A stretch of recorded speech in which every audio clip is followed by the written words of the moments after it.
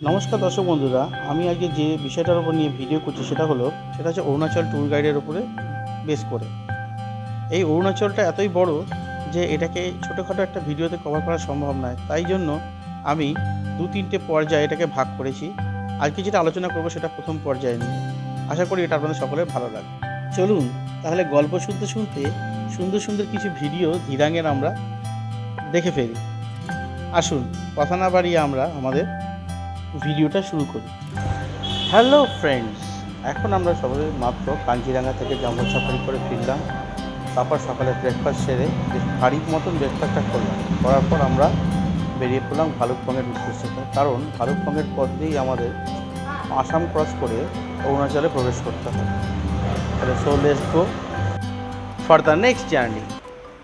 The land of dawn lit mountains অর্থাৎ উদিত সূর্যের দেশ অরুণাচল। উদয়গিরি উদয়চলও নাম ছিল অতীতে। আয়তনে উত্তর পূর্ব ভারতের বৃহত্তম সাতবনেদের জ্যেষ্ঠতম রাজ্য হল এই অরুণাচল। একদিকে গগনচুম্বী তুষারশুভ্র হিমালয়, অপরদিকে আদিম অরণ্যের ছাওয়া, পাহাড়ি উপত্যকার বিরল প্রজাতির বন্যপ্রাণীর পাশে পাশে অরণ্যচারী উপজাতির বাস এই অরুণাচল। সূর্য অর্থাৎ অরুণ এবং তার কিরণ অর্থাৎ আঁচল ভারত রাষ্ট্রের এই ভূখণ্ডে সর্বপ্রথম এসে পতিত হয় বলে এই রাজ্যের নাম হয়েছে অরুণাচল, অর্থাৎ অরুণের কিরণ বা আঁচল এই ভূখণ্ডকে প্রথম স্পর্শ। আমরা এখন অরুণাচলের পথে রয়েছি। ধ্রুবওয়ালা আমাদের গাড়ি এখানে স্টে করেছে, এই যে আমাদের গাড়ি স্টে করেছে। আমরা এখন ভালুকপংয়ের পথে রয়েছি। এখানে আমাদের খাওয়া দাওয়া হবে। ওই আমাদের গ্রুপের সব লোকজন রয়েছে ওইখানে, দেখি যতটা জুম করে আনা যায়। এই যে আমাদের গ্রুপের সব লোকজন রয়েছে, পেছনে নদী আছে। সারা রাজ্যটাই পাহাড়ি ঘন সবুজে ছাওয়া, বনজ সম্পদের সমৃদ্ধ। বিরল প্রজাতির গাছগাছরাও রয়েছে অরুণাচলের অরণ্যে। রাজ্যের প্রায় 62% বনভূমি হলো এখানে। শিল্পবিমুখ অরুণাচলে কৃষি ও বনজ সম্পদ জীবিকার মুখ্য মাধ্যম। গ্রীষ্মে হাজারো রকমের ফুলের বাসর সাজায় এই অরুণাচলে। প্রায় 500 রকমের অর্কিডও দেখতে পাওয়া যায় এই অরুণাচল রাজ্যে। তাই তো একে প্যারাডাইজ অফ অর্কিডও বলে আখ্যা দেওয়া হয়েছে। পাহাড়ি নদীর যৌবনোদ্ধৃত রূপ মম্পা, অকা, আপাতানি, আদি, মিরি, ওয়াংচু, মিশমি, নোকটে, তংসা, খামপতি সম্প্রদায়ের মঙ্গোলিয়ানদের বসবাসও এখানে। মূলে 20% হলেও প্রায় 82 সম্প্রদায়ের উপজাতি মেলে এই রাজ্যে। প্রায় 79% বাসিন্দাই তপশিলীভুক্ত উপজাতি। তবে ভাষার বিবিধ এখানে প্রায় 60-এরও বেশি আঞ্চলিক ভাষার প্রচলন রয়েছে এখানে। তবে এখানে একমাত্র ভাষারূপে হিন্দি আখ্যা পেয়েছে এবং এর প্রচলন রয়েছে রাজ্য জুড়ে। বেশভূষা, ধর্মাচরণ, লোকাচরণ ভিন্ন ভিন্ন এদের। তবে এদের অনিন্দ লাবণ্য মিশ্রিত বর্ণালী চেহারা এবং আতিথ্যপূর্ণ রমণীয় ব্যবহার পর্যটকদের অবিস্মরণীয় অভিজ্ঞতা বিশেষ বললেই চলে। ভ্রমণার্থীদের স্বর্গরাজ্য হলো এই অরুণাচল। বৌদ্ধ ও বৈষ্ণব ধর্মাবলম্বী মানুষের আধিক্য মেলে এখানে। গরু ও মোষের সংকরে উৎপত্তি লাভ করেছে মিথুন নামক এক প্রকার গবাদি পশু, যা এদের আরাধ্য দেবতা। প্রাকৃতিক সৌন্দর্যে মহীয়ান অরুণাচল, তেমনি হস্তশিল্পে ও যথেষ্ট পারদর্শী অরুণাচলবাসী। বেত ও বাঁশের নানান ধরনের ঘর সাজানোর বস্তুর সম্ভার পর্যটকদের মোহিত করে তুলতে পারে এই অরুণাচলে। রেল এখনো পৌঁছায়নি ঠিক সেভাবে অরুণাচলে, তাই সড়ক সংযোগের দ্রুত জাল গড়ে উঠেছে এই সারা রাজ্য জুড়ে এবং এই সড়ক পথে যান চলাচল করে। তবুও প্রাকৃতিক সৌন্দর্যের লীলাভূমি অরুণাচল আজও পর্যটকদের থেকে দূরে সরে রয়েছে। দুপুরবেলা লাঞ্চ সারবার সময় যখন গায়ে হিমালয়ের সেই হিমেল হাওয়া লাগছিল, তখন যেন মনে হচ্ছিল আমরা কেবলই যেন চড়ুইভাতি করবার জন্য বেরিয়েছি। তাই কিছু সুখকর স্মৃতি ক্যামেরাবন্দি করলাম শুধুমাত্র আমার এই দর্শক বন্ধুদের জন্য। সীমা সংক্রান্ত কারণে এবং দেশের নিরাপত্তা সুরক্ষাজনিত কারণে এখনো পর্যন্ত ভারতবাসীদেরকে এখানে ভ্রমণ করতে গেলে ইনার লিমিট পারমিট প্রথা বা ILP চালু এখনো আছে। তবে ভারতীয়দেরকে এই ILP পেতে গেলে পরে উচিত হবে প্যান কার্ড বা নির্বাচন কমিশনের আইডেন্টি কার্ডের জেরক্স কপি ও 2টি স্ট্যাম্প সাইজের ছবি সহ নির্ধারিত ফর্মে প্রতিটি পয়েন্টের জন্য 14 দিনের করে ILP অর্থাৎ ট্যুরিস্ট কার্ড করে নাও। তেজপুর থেকে সমতল পথে সোনাই রূপাই অভয়ারণ্যের মাঝ দিয়ে প্রায় 60 কিলোমিটার যেতে অসম ও অরুণাচল সীমান্ত ভালুকপং চেকপোস্ট, সেখানে ILP দেখাতে হয়। এখন বাজে দুপুর 2:30। এখন আমরা ভালুকপং থেকে রওনা দিচ্ছি অরুণাচলের উদ্দেশ্যে। আমাদের বাস এখন ছেড়ে দিচ্ছে। তাহলে দর্শক বন্ধুরা চলুন অরুণাচলের উদ্দেশ্যে এবার আমরা রওনা দিই। জিয়া ভরালি নদী, দক্ষিণ পাড়ে রমণীয় প্রকৃতির ভালুকপং এবং দুপাশে ঘন জঙ্গল, সামনে ধাপে ধাপে হিমালয়। শহরের কিছুটা পথ চলে প্রায় 2530 মিটার উচ্চতায় উঠে আসে এই রাস্তাটি। ভালুকপংয়ের 7 কিমি দূরে 190 মিটার উঁচু টিপি। এখানে প্রায় 7500-এরও অধিক অর্কিড ও ক্যাকটাসের অর্কিডোরিয়ামকেও উচিত হবে দেখে নেওয়া। টিপি থেকে প্রায় 6 কিমি দূর যেতে অসম ও অরুণাচলের সীমান্ত জোড়া নামেরীয় অভয়ারণ্য। 10 মিনিটের ব্রেক পেয়েছি টানেলে ঢোকার আগে। কত সুন্দর ভ্যালি। আমরা এখন অরুণাচলে ঢুকে পড়েছি।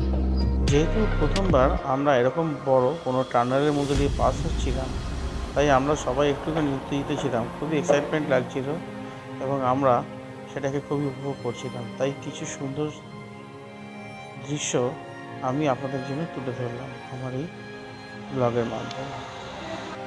বমডিলা থেকে প্রায় 5 কিলোমিটার যেতে বমডিলা গিরিপথে পাইনে ছাওয়া দিরাং নদীর পাড় দিয়ে দিরাং শহরে।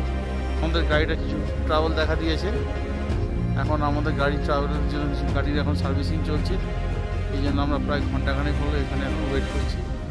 দিরাঙে ঢুকতে ঢুকতে প্রায় রাত্রি 10:30 বেজে গেল। এত লেন্দি পথ অতিক্রম করে আমরা খুবই ক্লান্ত, ঠিক করলাম কাল সকালে ভিডিওটা করব। আমরা এখন দিরাঙে আছি। কালকে রাত্রেবেলা দিরাঙে এসেছিলাম, কিন্তু অন্ধকার ছিল বলে কোনো শ্যুট করতে পারিনি। এই হচ্ছে আমাদের গাড়ি, আর এটা হচ্ছে আমাদের লঙ্গরখানা, আর এটা হচ্ছে আমাদের লজ। লজটা খুব সুন্দর, খুব সুন্দর। চলুন তাহলে লজটা একবার ঘুরেই দেখি। এটা হচ্ছে লজের একদম গ্রাউন্ড ফ্লোর। এখান থেকে আর ধীরে ধীরে আমরা সিঁড়ি দিয়ে ওপরে উঠবো একদম টপ করে। তার কারণ এরকম পাহাড়ি জায়গায় এত সুন্দর এবং এত উঁচু আমি লজ খুব কমই দেখেছি। কেন পাহাড়ে সাধারণত এত হাইটের লজ হয় না। এটা প্রায় 5 থেকে 6 তলা হবে এবং পাহাড়ের ঢালে অবস্থিত। দেখুন ছাদ থেকে কত সুন্দর আমাদের এই ভিউটা, একেবারে অসাম। মনে হচ্ছে আমরা চীনের আশেপাশে ঘুরে বেড়াচ্ছি। বাড়িগুলো দেখলে মনে হয় যেন চীনা বাড়িগুলোর মধ্যে কিছু মিল বা সাদৃশ্য পাওয়া যাবে। তাই এই জায়গাটাকে দেখে এতই ভালো লাগছিল, মনে হচ্ছিল যেন আমরা শাওলিংয়ের আশেপাশে রয়েছি হয়তো। তাই আপনাদের জন্য কিছু সুন্দর সুন্দর মুহূর্ত আমি তুলে ধরলাম আমার এই ব্লগের মাধ্যমে। এগুলো যেগুলো দেখছি এগুলো সবই Apple garden, orange garden, kiwi garden, বিভিন্ন গার্ডেন এখানে রয়েছে। এখানে পাহাড়ের ঢালে অল্প জায়গার মধ্যে সুন্দর সুন্দর ফলের চাষ করা হয়ে থাকে। এখানে এত সুন্দর এই প্রকৃতি, এখানে মেঘ নির্মল স্বচ্ছ এবং এরা ভেসে বেড়াচ্ছে পেঁজা তুলোর মতন পাহাড়ের গায়ে, মাথায়, বিভিন্ন জায়গায়। এখানে যেন সময় যেন থমকে গেল। যতই দেখি ততই যেন মনে হয় যে মন আরও ভরছে না। এগুলো হচ্ছে লেবু বাগান, ধিরাঙে হচ্ছে লেবু গার্ডেন।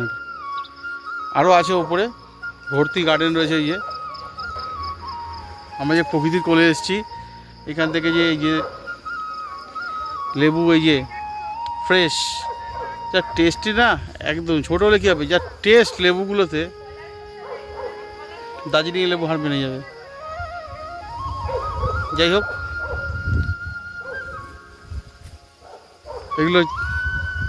এগুলো হচ্ছে আপেল গাছ।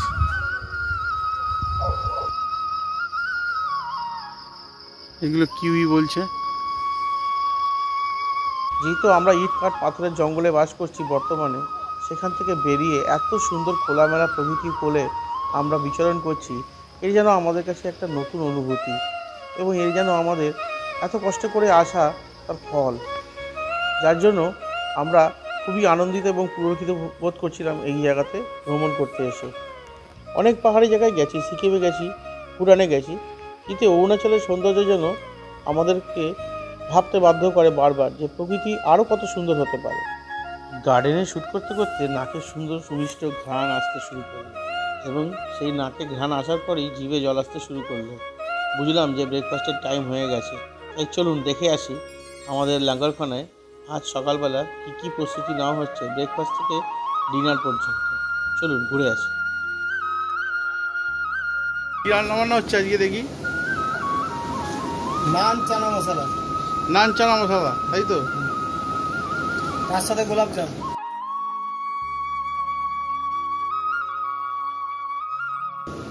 আর দুপুরে কি মেনু আছে গো? সাধারণত মাছ হবে, ডাল হবে, হ্যাঁ, লাউয়ের সবজি হবে, সজনে ডাঁটা হবে, আর চাটনি পাঁপড়। চাটনি পাঁপড়, বাহ যথেষ্ট। এই হচ্ছে আমাদের হালফিল যে ট্রাভেলসের, এটা হচ্ছে আমাদের লঙ্গরখানা। আমরা যেখানেই যাই আমাদের লঙ্গরখানার সঙ্গে করে নিয়ে যাই। এই এতজন হচ্ছে আমাদের সব সদস্য, সবার হাতে আমরা পেট পুড়ে চেটে পুটে খাচ্ছি এখন। গরম চায়ের পেয়ালায় চুমুক দিতে দিতে বিস্কুট খেতে খেতে ভাবলাম যে সাইড সিনটা একটু করেই আসি। এত সুন্দর প্রকৃতির কোলে এসেছি, যদি ঘুরে না বেড়াই তাহলে কেমন লাগে। তাই গুটি গুটি পায়ে পাহাড়ে ছোটো ছোটো পাকদণ্ডি হয়ে চলতে শুরু করলাম। হাঁটতে হাঁটতে পৌঁছে গেলাম সুন্দর একটি মার্কেটে, যেখানে আমাদের প্রয়োজনীয় কিছু মেডিসিন নিয়ে এবং কিছু প্রয়োজনীয় জিনিস যেগুলো ফুরিয়ে গেছিলো সেগুলো সংগ্রহ করতে বেরোলাম। সংগ্রহ হয়ে গেলে পুনরায় আবার ফিরলাম আমাদের লজের পথে। পথ চলতে চলতে এত সুন্দর একটি গেট দেখে মন ভরে গেল যে এরকম নিরিবিলি জায়গাতে এত সুন্দর স্থাপত্য দেখতে পাওয়া যায়। এইভাবে পথ চলতে চলতে পৌঁছে গেলাম ঠিক লজে, এবং লজে পৌঁছে গিয়ে দেখি যে ব্রেকফাস্ট চালু হয়ে গেছে। তাই আমরা দেরি না করে বসে পড়লাম ব্রেকফাস্টের টেবিলে। হাত ধুয়ে শুরু করে দিলাম আমাদের সকালবেলার প্রাতরাশ। আজকে প্রাতরাশটা একটু ভারী হবে, তার কারণ আমাদের সারাদিন আজকে সাইট সিন করতে হবে। এখান থেকে প্রায় 5 কিলোমিটার দূরে উষ্ণ জলের কুণ্ড বা প্রস্রবণ রয়েছে। নানাবিধ ব্যাধির উপশম মেলে এই কুণ্ডর জলে স্নান করলে। ভেড়া প্রজনন কেন্দ্র রয়েছে দিরাং থেকে প্রায় 7 কিলোমিটার দূরে শাংতির ভ্যালিতে বা পাহাড় ঢালে। তেমনি এই শাংতিং ভ্যালির শোভা খুবই অনির্বচনীয়। এই শান্তিক বাড়িতে এসে আমরা সবাই প্রায় আপ্লুত হয়ে পড়েছিলাম। এত সুন্দর প্রকৃতি, এবং এখানে এত সুন্দর নাশপাতি বাগান, আপেল বাগান এবং আরও অনেক ফলফলাদির বাগান রয়েছে এখানে, যেগুলো শীতের মরশুমে হয়ে থাকে। এছাড়া এখানে আছে আমাদের ভেড়া প্রজনন কেন্দ্র, এবং এখানে কটেজের ব্যবস্থাও আছে। যদি আপনারা কেউ থাকতে চান তাহলে সেই ব্যবস্থাও আছে, তবে এখানে আগে যোগাযোগ করতে হবে বা আগে থেকে বুকিং করে রাখতে হবে। কিছুক্ষণ পর ওখানে কাটানোর পর আমরা বেরিয়ে পড়লাম আমাদের নেক্সট ডেস্টিনেশন ধিরাং মনাস্ট্রিতে। ধিরাং মনাস্ট্রির পথে চলতে গিয়ে হঠাৎ গাড়ি গেল দাঁড়িয়ে। এত সুন্দর নৈসর্গিক সৌন্দর্য দেখবার জন্য আমাদেরকে বাধ্য করলো। তাই আমরা আপ্লুত হয়ে নেমে পড়লাম এই ভ্যালিতে, এবং নেমে বিশাল বড় এক নদী পাশ বয়ে চলেছে, সেটাকে আমরা প্রত্যক্ষ করার জন্য এগিয়ে চললাম নদীর দিকে। সবার চোখের দৃষ্টি এড়িয়ে আমি কিছুটা প্রায় 1 কিলোমিটার হেঁটে নদীর মধ্যে নেমে পড়লাম। এই নদীর বক্ষে নেমে বিচরণ করার একটা মজা আলাদা আছে, কিন্তু আবার একটা রিস্কও আছে। যখন তখন খোলা পাহাড়ি নদীতে নামা উচিত নয়, তার কারণ খড়পা বান আসলে পরে সেখানে জীবনের সংশয় হতে পারে। তাও বুকের ভেতর ভয় লুকিয়ে রেখে কিছুক্ষণ সময় কাটিয়েছিলাম এই নদীবক্ষে। এখানে কিছুক্ষণ কাটিয়ে আমাদের গাড়ি এগিয়ে চলল আমাদের নেক্সট ডেস্টিনেশন দিরাং মনাস্ট্রিতে। সেখানে গিয়ে আমি তো অবাক, মনাস্ট্রি, এরকম পাহাড়ি অঞ্চলে মনাস্ট্রি আজকে এত সুন্দর হতে পারে তা আমার আগে ধারণা ছিল না। যাক, এখানে এসে আমি সব কিছু ভুলে মনাস্ট্রির এই নৈসর্গিক সৌন্দর্যের মধ্যে কেমন যেন নিজেকে হারিয়ে ফেলেছিলাম। সকলকে ছাড়িয়ে আমি একাই ঘুরে বেড়াচ্ছিলাম এই মনাস্ট্রির প্রাঙ্গণে, এবং ঘুরতে ঘুরতে আমার মনে হয়েছিল যে এরকম নৈসর্গিক সৌন্দর্য এবং মানুষের স্থাপত্য যেন এক অনবদ্য যুগলবোধ। তাই এই লোকটাকে আর সামলাতে পারলাম না, তাই শুরু করে দিলাম আমার নিজের কাজ, যেটা হলো ব্লগ করা। এই সৌন্দর্যটাকে আমি ধরে রাখলাম আমার এই ব্লগের মাধ্যমে, এবং আপনাদের সকলকে সেটা আমি পরিবেশন করছি আমার এই ব্লগের মধ্যে। আশা করি আপনারা দেখবেন এবং আপ্লুত হয়ে যাবেন আমার মতো একই চিন্তাধারা, যে সত্যি মানুষের স্থাপত্য এবং প্রকৃতির সৃষ্টি কি অনবদ্য এখানে যুগলবোধ। আমার ব্যক্তিগত যদি অনুভূতি বলি তাহলে মনে হবে যেন এরকম শান্ত, স্নিগ্ধ এবং এত সুন্দর জায়গায় একমাত্র বৌদ্ধস্তূপই নয়। তাই ঘুরে বেড়াচ্ছিলাম এই বৌদ্ধ স্তূপের চারপাশে এবং চেষ্টা করছিলাম যে নিজের ভেতরে, অর্থাৎ নিজের আত্মার ভেতরে এই এত সুন্দর সৌন্দর্য এবং শান্তি এই দুটোকে গ্রহণ করার জন্য। এই মনাস্ট্রিটা এতই সুন্দর এবং এত সুপরিকল্পিত, চারিদিকে ভ্যালি দিয়ে ঘেরা, পাহাড়ে ঘেরা, উপত্যকা, এবং তার মাঝখানে হচ্ছে এই মনাস্ট্রি। এত সুন্দর এবং আকাশ এত পরিষ্কার ছিল, ওয়েদার এত ভালো ছিল যে আমার তো মনে হচ্ছিল যে এখানেই থেকে যাই, কিন্তু এটা তো সম্ভব নয়। তবুও ধীরে ধীরে গুটি গুটি পায়ে প্রবেশ করতে লাগলাম এই মনাস্ট্রির ভেতরে। যতই ভেতরে প্রবেশ করতে লাগলাম ততই যেন সৌন্দর্য আরও বাড়তে লাগলো। সত্যিই তাই, যদি এখানে না আসতাম তাহলে হয়তো কত সুন্দর স্থাপত্য এবং এত সুন্দর প্রকৃতি রূপ হয়তো দেখতে পেতাম না। তাই যে সব দর্শক বন্ধুরা এত সুন্দর জায়গায় আসতে পারোনি তাদের জন্য আমার এই ব্লগ আজকে নিবেদিত। তবে এত সুন্দর এই শান্ত পরিবেশে নিস্তব্ধতা যেন ভঙ্গ করতে ইচ্ছা করছিল না, তাই মুখ থেকে আর একটা শব্দ বেরোতে চাইছে না। খালি মনে হচ্ছে যেন এই প্রাকৃতিক সৌন্দর্য এবং এই মনাস্ট্রির যে কারুকার্য, এগুলো যেন দু চোখ ধরে দেখি, শুধু যেন অন্তরে যেন অন্তঃস্থ করতে থাকে। সেই জন্য মুখ বন্ধ করে শুধুমাত্র পান করে চললাম এই প্রাকৃতিক সৌন্দর্য এবং মানুষের তৈরি করা স্থাপত্য, এবং আস্তে আস্তে ভেতরে প্রবেশ করলাম এবং মনাস্ট্রির ভিতরে সম্পূর্ণ জায়গাটা ঘুরে ঘুরে আপনাদেরকে দেখাচ্ছি।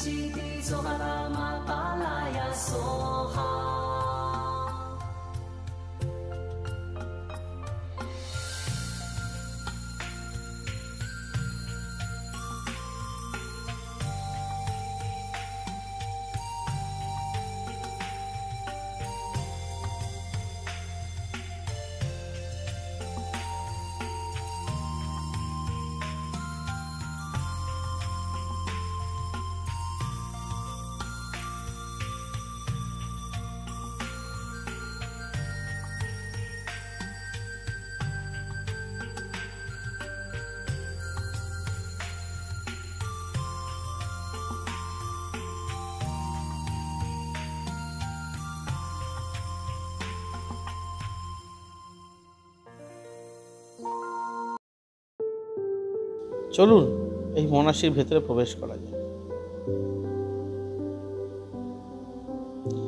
ভেতরে প্রবেশ করতে করতে কানে ভেসে আসলো বৌদ্ধ সন্ন্যাসীদের মন্ত্রের উচ্চারণ।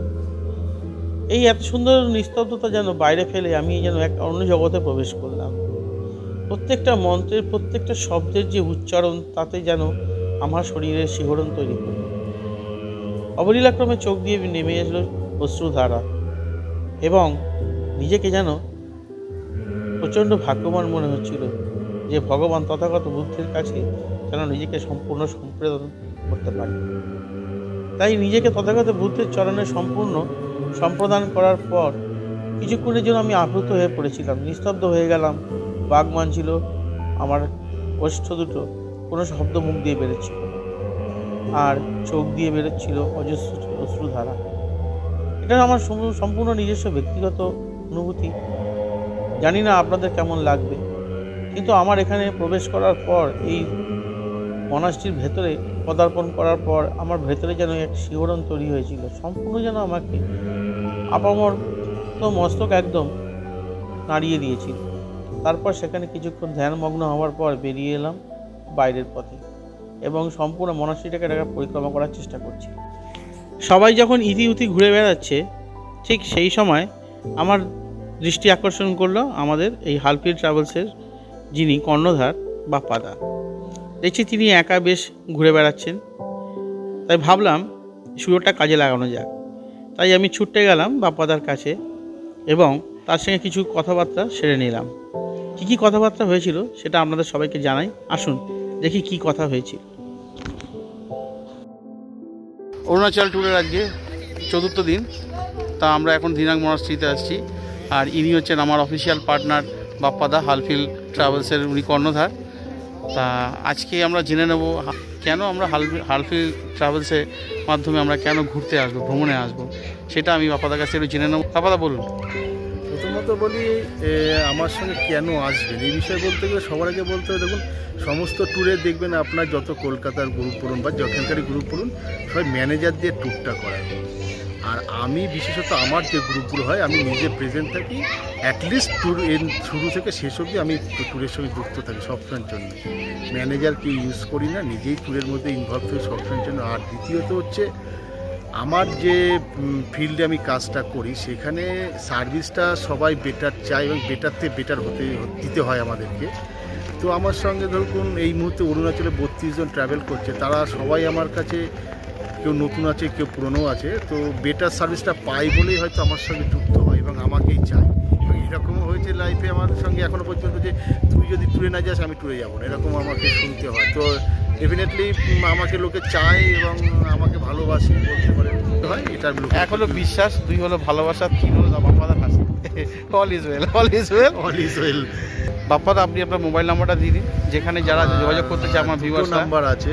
হোয়াটসঅ্যাপ নাম্বারটা হচ্ছে 9163592866, আর normal calling number 9874661400।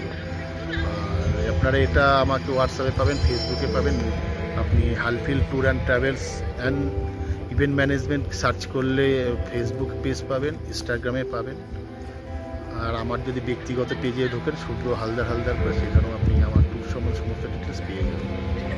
Good morning, এখন বাজে ঠিক সকাল 10টা।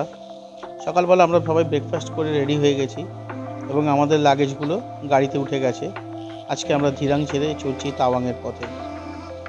পথটা এতই সুন্দর এবং সামনে তো এগোতে ইচ্ছা করছে, কিন্তু সবচেয়ে বড় কথা হলো যে গতকাল আমরা ধিরাঙে যেভাবে সুন্দর মনাস্ট্রিটার ওখানে কাটিয়েছিলাম, তাতে আমাদের মনে এতই মায়া পড়ে গেছিলো যে আজকে যেন কোনো মতেই আর চেক আউট করতে ইচ্ছা করছিল না রুম থেকে।